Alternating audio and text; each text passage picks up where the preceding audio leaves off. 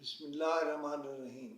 دیکھیے، جو گفتگو کر رہے ہیں رانا ثناء اللہ، وہ شہباز شریف یا نواز شریف کسی ایک کی مرضی سے تو ضرور کر رہے ہیں، اور وہ کہہ رہے ہیں کہ شہباز شریف کو پارٹی کی صدارت سے ہٹایا جا رہا ہے، اور پارٹی کے زیادہ تر لوگ اس بات سے متفق ہیں کہ میاں محمد نواز شریف پارٹی کے صدر ہوں۔ ایک تو یہ معاملہ، ایک اور معاملہ بہت امپارٹنٹ یہ ہے کہ ایرانی صدر جب پاکستان آئے تو میاں محمد نواز شریف چائنا چلے گئے، گوانگزو چلے گئے، اپنے بچوں کا کاروبار وہاں منتقل کرنے کا سوچ رہے ہیں۔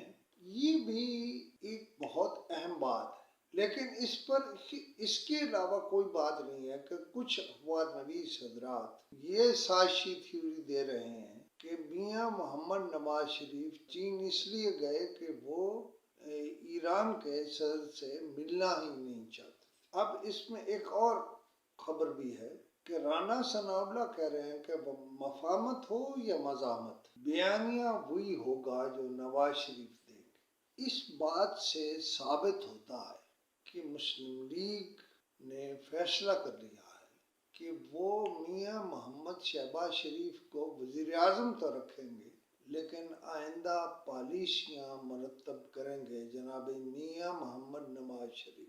یہ ساری باتیں ملا کے یہ پتہ چلتا ہے کہ سیاست میں کچھ ہو چکا ہے، یعنی کچھ فیصلے کر لیے گئے ہیں اور کچھ ہونے والے ہیں۔ وہ کیا ہوں گے، ملک میں ان کے اثرات کیا ہوں گے، یہ وقت آنے پر دیکھیں گے۔ خدا حافظ۔